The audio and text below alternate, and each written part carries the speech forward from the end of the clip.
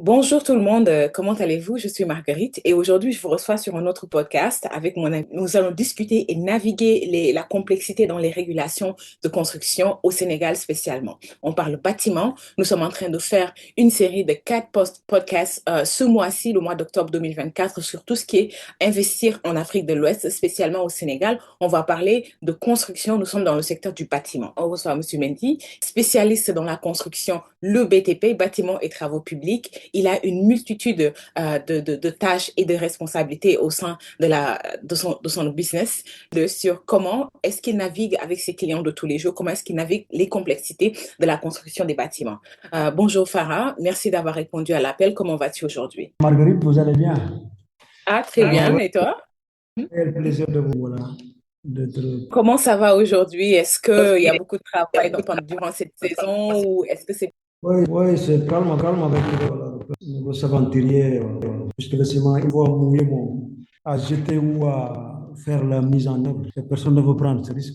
Si des choses, c'est des choses organisées, comme les enduits et tout ça, on peut les faire, puisque si c'est les enduits à l'intérieur. Mais si c'est des travaux qui se font à l'extérieur, il faut bien, bien y penser, voilà, avoir l'information de la météo pour pouvoir voilà, progresser. Monsieur Mendy, prenons un exemple concret. Vous avez travaillé récemment avec Madame Gomis sur la construction d'une villa. Comment ça se passe quand le client et vous tombez d'accord sur le travail à effectuer? Quelles sont les premières étapes à faire? Récapitulation des choses. Alors, pour dire, notre secteur, on est plus ou moins les derniers à arriver dans un terrain. Alors, avant nous, normalement, l'achat du terrain, si ça se fait, ça veut dire qu'il y a le géomètre qui a déjà fait ça. Une fois que le géomètre qui a déjà morcelé le terrain, et en ce moment que les gens pourront aller acheter des terrains déjà morcelés, que les terrains auront leur NICAD, les terrains auront le plan de masse, les terrains auront aussi les extraits de plan. Et ça, c'est des choses que, voilà, à partir des impôts et tout ça passe. Mais nous, de faire édifier une construction des fondations pour amener au troisième, quatrième, vingtième, cinquantième étage. Alors, nous, comme constructeurs, on arrive en cinquième position, plus ou moins. Si on pourra y passer plus ou moins et dire, nous, en tant que constructeurs, qu'on arrive en cinquième position, alors il y a le géomètre et il y a l'avis du propriétaire de terrain qui doit arriver en contact, en collaboration avec l'architecte, de dire ce qu'elle veut. Et puis, il y a l'architecte qui doit commencer à faire son travail. Une fois que les choses se sont mises d'accord entre le dessinateurs et entre l'architecte et alors ça donne le tour au bureau technique. Il y a le bureau technique faire l'ossature. Et puis, une fois que le bureau technique a fini, il y a celui du bureau de contrôle qui doit oser. Si tout a été là, après visa de ce dernier, puisqu'il faut des plans visés, une fois que ces plans sont visés, de l'entreprise de pouvoir chiffrer approximativement ce que va. C'est dans ce sens, alors ça veut dire que le constructeur est en cinquième position, plus ou moins. On a, pour réitérer, on a le bureau de contrôle, le bureau technique du moins, on a le bureau de contrôle et puis il y a le constructeur qui arrive. Waouh, c'est beaucoup plus long que je ne le pensais. Donc, tout là, entre l'achat du terrain qui doit être légitimement, la documentation de l'achat du terrain nous vient de l'impôt et bien vérifié. Ouais, c'est des parcours qu'il faut passer, hein. Il y a l'impôt domaine, puisqu'il faut payer les taxes, tout ça. Il y a l'urbanisme, voilà. Il y a tout ce qu'il faut pour avoir réellement voilà, un terrain, le cadastre aussi, qui va faire l'astral, qui fait que voilà, on aura l'extrait de naissance de la maison qui s'appelle. Alors, c'est au niveau du cadastre qu'on, en ce moment, D'accord. avoir les bons papiers, ça doit passer entre ces trois institutions qui est si l'État qui a morcelé, c'est une chose. Si c'est un achat et une vente, c'est une autre chose, puisque ça va passer par le notaire et l'huissier, comme le font certains. Mais ce qu'on sait, il y a l'urbanisme, il y a le cadastre et il y a les impôts et domaines qui, à partir d'eux, on sait qu'on a de bons papiers. Une fois que l'architecte a fait ce qu'il a à faire, et c'est de là-bas qu'on aura à avoir les autorisations de construire qui doit retourner dans 7 bureaux plus ou moins. Il y aura la protection civile, il y a la mairie, il y a les sapeurs-pompiers, Il y a le gouverneur, il y a cadastre, il y a urbanisme, il y a impôt et domaine, tout ça, les documents qui doivent passer à travers tout. Et à la fin, de pouvoir boucler signature et l'autorisation est faite. Et si, une fois que l'autorisation est faite, alors, et si ça nous parvient, alors en ce moment, on pourra commencer à organiser, à quand est-ce commencer le boulot. Une fois que les premiers acomptes sont... Très bien, je comprends. Donc ce que j'essaie de récap sont là depuis le début. Nous sommes en train de discuter de comment naviguer les régulations pour construire une maison, un commerce en Afrique de l'Ouest, on parle spécialement du Sénégal. Donc, Monsieur Mendy est notre invité du jour. Il est aussi entrepreneur et il est le fondateur et le gérant des établissements Farah Mendy. Donc, on a commencé par discuter sur les bases de la construction. C'est bien avant que votre constructeur soit sur le terrain, il y a naturellement des choses qu'il faut faire en amont, c'est-à-dire un bon achat de terrain avec les spécificités qu'il faut. Ça, c'est un autre sujet. Maintenant, pour cette construction dont M. Mendy va venir est en train d'intervenir sur, qu'est-ce qu'il faut retenir maintenant quand on contracte avec M. Mendy et qu'on commence à travailler sur le terrain? Vous, en tant que constructeur, quelles sont les premières étapes? Avant quoi que ce soit, puisque une fois qu'on a les géomètres, alors, à partir des géomètres, on sait que le terrain est plat ou non, avec les altimétries, ce qui comporte. Une fois que, voilà, on sait que tout a été fait, que les autorisations sont disponibles, on a fait les études de sol, on sait les natures de sol, tout ça. Alors, pour venir, alors les surprises, on peut les minimiser au maximum. Voilà. Construire, c'est déjà de l'art. Alors, pour faire un beau tableau, alors il faut avoir déjà mis sur place beaucoup de choses et puis et la main et la tête doivent être synchronisées. Ici, si tout est synchronisé, alors le résultat escompté voilà, devient waouh et que chacun de nous sera vainqueur. Voilà, on aura tout a été fait à la règle de l'art. Alors, creuser, il faut creuser. Alors, une fois qu'on a, mais chaque bâtiment a son histoire. Chaque édifice a son histoire, puisqu'il y a les profondeurs d'ancrage qu'on doit. Il faut les nappes, on doit savoir quel ciment qu'il faut contrer pour chaque fondation et type de fer qu'il faut mettre. Voilà. Et les imperméabilisations adéquates qu'il faut mettre, les parements qu'il faut pour éviter les remontées salines. Il y a plein de petites choses qu'il faut en prémisse faire avant que les briques, puisque les briques sont les dernières. Entre-temps, on aura les semelles, si c'est isolé ou une plateforme. Après, on a les amorces-poteaux qu'il faut mettre pour les faire sortir de terre. Et il faut aussi les hauteurs du terrain, puisque chaque maison aussi a une hauteur à respecter entre le terrain naturel et, voilà, et l'auteur qu'on veut que la maison soit, si 0,45, 0,55, 0,65, ça va d'édifice en édifice, quoi. Très bien. C'est fort complexe. Je, je ne suis pas très technique, mais je sais que tu maîtrises ton domaine et je sais que maintenant tu nous as montré comment naviguer ces fondations-là. Excellent. Merci beaucoup. Est-ce que tu peux me parler est-ce que pour toi qui es entrepreneur dans le bâtiment, est-ce que c'est facile d'aller obtenir? C'est toi qui cherches les permis de construction ou bien c'est l'architecte? Et comment est-ce que vous les obtenez?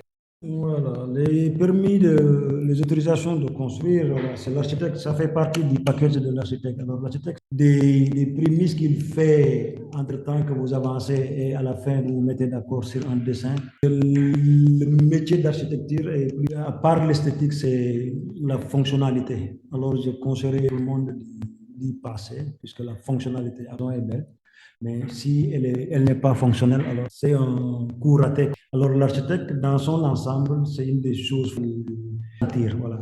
Il garantit la fonctionnalité. Et nous, une fois qu'il y a ce paquet, c'est l'architecte qui va s'occuper du bureau technique, puisque c'est lui qui fait les dessins. Et c'est à quel moment que les dessins sont prêts pour être envoyés au bureau technique. Et à partir du travail du bureau technique, c'est l'architecte même qui fait le bureau de contrôle pour pouvoir le donner encore les dossiers, puisque c'est lui qui est toujours le maître d'ouvrage. Le maître, et une fois que toute la documentation qu'il faut pour pouvoir, dans les différents bureaux, pour les autorisations. Alors, en commençant par cadastre, du cadastre urbanisme, à la gouvernance, à la mairie, et sapeurs-pompiers, et tout. C'est un processus qui est un peu long, mais qui mérite d'être fait, puisque en ce moment, à la fin, tout le monde peut dormir tranquille puisque arrivé là où C'est bien fait. là-bas aussi il y a de grands professionnels qui seront voilà, en mesure aussi de notifier, d'accorder ou voilà, de faire des réserves pour pouvoir faire le possible que voilà, les choses se passent bien à leur niveau et puis le suivi des bureaux de contrôle après sera encore plus fluide encore. Et même le propriétaire de l'édifice sera en mesure aussi à sa façon, mais il y aura des aperçus. Puis, au moment que la construction se fait, voilà, il y a une grande école qui s'ouvre, consolider nouer de nouvelles relations, de nouvelles connaissances qui vont être acquises. Et à la fin, un service qui est bien fait et servir voilà, le client au maximum possible, au meilleur possible. Et être aussi fier de ce que moi, comme constructeur, j'ai fait. Est-ce que ton entreprise, ton établissement offre des services d'architecture ou bien vous êtes uniquement dans la... On s'active de la conception, voire même plus de l'accompagnement de l'achat. Alors, à faire tous les papiers qu'il faut, puisqu'il y a plein de personnes qui, avec le temps ou avec ce qui se passe autour et ce qu'ils entendent, alors n'ont pas confiance. Alors, nous, on est là pour les indécis, ou pas. Nous, comme établissement Faramindi, avec l'expérience qu'on a sur le terrain, avec l'affidabilité qu'on a comme entreprise, le sérieux qu'on y met. Alors, on accompagne les gens déjà du terrain, puisque de la conception du choix du terrain, de la position du terrain, de la conception à la réalisation, et voire même le produit fini maintenant, de pouvoir gérer si quelqu'un ne veut pas habiter ou si quelqu'un veut dire que ma maison, je veux la mettre en location, nous, on sera en mesure de pouvoir continuer le processus, prendre la maison dans notre enceinte comme promotion immobilière, louer la maison, de suivre les locations et même de suivre les réhabilitations qu'il faut une fois qu'il y a les locataires à l'intérieur. Aujourd'hui, il y a une porte qui est cassée, il y a un interrupteur qui ne fonctionne pas. Dans notre service, on arrive à continuer à suivre la maison, à la réhabiliter, à la taper neuve et à la tenir toujours neuve. Bien. Voilà. Donc, c'est du 360. Dès que quelqu'un a son projet de construction, il peut vous contacter pour non seulement des conseils, pour vous accompagner dans l'achat du terrain. Vous avez les services dans la maison en termes d'architecture, de design de plan. Vous construisez la maison également. C'est du 360 clés à la main, c'est ce que vous faites. Et vous allez au-delà de ces choses-là pour les réparations, la maintenance de la maison et même la gestion immobilière, c'est lié à vous. C'est bien ça? Ouais, ouais, c'est bien ça. Ouais. En grosso modo, c'est bien ça. On part voilà, de A à Z. Ouais. Facilite les choses à la personne qui cherche à acheter, qui cherche à investir. Dites-moi, quel est votre regard, votre sentiment sur quel témoignage vous pouvez nous donner sur les clients de la diaspora? Est-ce qu'ils osent enfin investir au Sénégal dans le bâtiment ou est-ce qu'ils sont encore très réticents par rapport aux clients que vous avez localement au Sénégal? Oui, ce que je dirais, moi, je suis un d'eux. Voilà. La majeure partie de ma vie, je l'ai passé en Europe. Comme tout le monde, ce qu'on entend autour de nous nous fait frémir des fois. Mais le Sénégalais qui est conscient, personne qui est consciente, puisque celui qui ne fait pas bien, c'est lui qui a beaucoup à perdre. Alors j'inviterai nos frères, sœurs, nos papas et mamans qui sont de des autres bouts du monde. Ce grand pays leur attend, mais il serait normal aussi qu'il y ait un pied à terre. Voilà, c'est quelque chose d'important. Puisque moi, mon retour n'a pas été imminent, mais avant, j'avais déjà un pied à terre. Sinon, ce serait un pied à terre fait à la règle de l'art.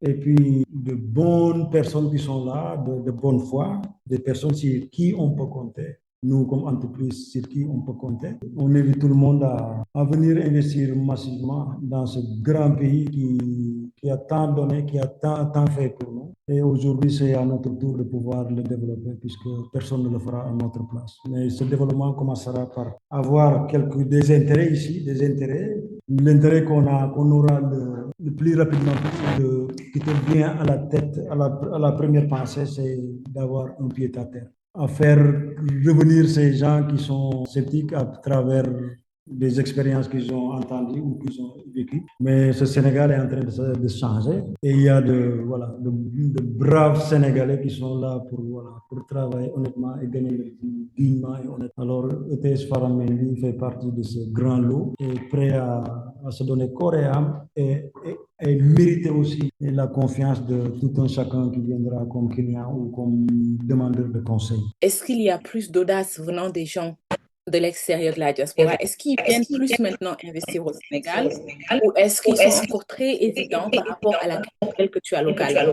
Oui, par rapport à ce que je vois des parents, des connaissances, voilà, il y a les gens qui sont en fort retour, il y a un retour qui se fait, qu'on le sent, qu'on le voit. Et la seule chose que je vais conseiller à ces tournants, c'est qu'ils reviennent quelque chose ici des États-Unis ou notre pays du monde et revenir au Sénégal, c'est d'essayer de continuer de faire comme ce qui se passe de l'autre côté. Puisque je vois la chose que je lis ici, que le Sénégalais qui part, qui revient, au lieu de professionnaliser son travail qui est ici, il préfère le donner les gens du tas. La première personne qu'il rencontre, alors il y a le maçon du quartier, il y a mon ami là. Moi, mon conseil que je dirais, de passer par là, puisqu'on ne peut pas vivre de l'autre côté, voir ce qui se passe, tout ce qui se passe, bonnement en due forme. Et ici, arrivé ici au Sénégal, on laisse tout ce qu'il y avait, qu'on avait, puisqu'en ce moment, on ne pourra pas enseigner les autres. Qui n'est pas professionnel n'aura pas de pain des prochaines années qui viendront. Mais il y a les gens qui reviennent de l'Europe, alors continuez à encourager, à mon point de vue, d'aller chercher la première personne qui te dit moi je sais, moi je peux, moi. Et à la fin, il y a toujours des problèmes. À la fin, on trouve qu'il y a des problèmes puisque le service n'est pas bon, il y a le temps qu'on perd, il y a la qualité des choses qu'on fait, il y a plein de choses. Alors je leur dirais d'aller chercher, d'aller trouver le professionnel. C'est comme si tu as mal de l'œil qui te fait mal, il faut aller voir l'ophtalmologue et c'est l'ophtalmologue qui va t'envoyer ça. Alors chaque chose, il faut aller voir le professionnel de chaque chose. Pas besoin de construire, il faut aller voir les constructeurs, mais le constructeur va te conseiller, puisque comme je vous dis, c'est pas moi qui vais faire les dessins et tout ça, mais il y a des gens qui font les dessins, mais à partir des dessins que moi, comme entreprise, je serai en mesure de traduire ça. Voilà. Mais ici, on est voilà, au four et au moulin, à la fin, on ne peut pas être juste et partir. C'est la chose que je dirais aux gens qui reviennent, aux gens qui auront l'occasion d'écouter notre podcast, d'aller voir le professionnel en toutes choses, qu'il soit chez le mécanicien, soit chez le notaire, tout ça, il faut aller voir le professionnel, une personne qui fait ça comme métier. Alors, en ce moment, la personne va prendre les responsabilités. Sinon, c'est le jeu de cascade qu'on rencontre au Sénégal depuis lors et les immigrés, c'est le jeu de cascade puisque en Europe, aux États-Unis, ils font clean, ils font les choses à la règle. Arrivé en Afrique, alors ils font comme ils veulent. Alors, puisqu'ils pensent de pouvoir épargner, mais à la fin, c'est eux qui perdent. Puisque les gens de mauvaise foi, il y en a partout, ils sont là à attendre la personne. Voilà, il pense que lui, avec ça, il va gagner. À la fin, c'est lui qui perd. Voilà, tu l'amènes à la police, tu l'amènes à la... Lui, il n'a rien à foutre. C'est toi qui n'as pas le temps de rester ici, puisque tu dois rentrer à le travail. À mes frères et sœurs, maman, d'aller voir. Le professionnel s'engage. Voilà, des documents écrits en bonne et due forme, des contrats, à quel moment mon chantier finira, à quel moment tu vas, comme la garantie que je dois avoir mon bâti, tout ça, c'est le professionnel qui peut te donner ça. Le temps est passé tellement vite et je sais qu'il y a encore tellement de choses à dire dans le secteur du bâtiment, mais aujourd'hui, notre conversation était surtout centrée sur les régulations, comment naviguer les régulations de construction d'un immeuble, d'un bâtiment au Sénégal, et on a eu la chance de recevoir Farah Mendy des établissements Farah Mendy, qui est venu partager son expérience et son expertise sur la question. On est arrivé au terme de notre discussion. Monsieur Mendy, est-ce que vous avez un conseil final, un encouragement pour ces personnes-là qui souhaitent investir au Sénégal, mais qui ont encore peur de se lancer?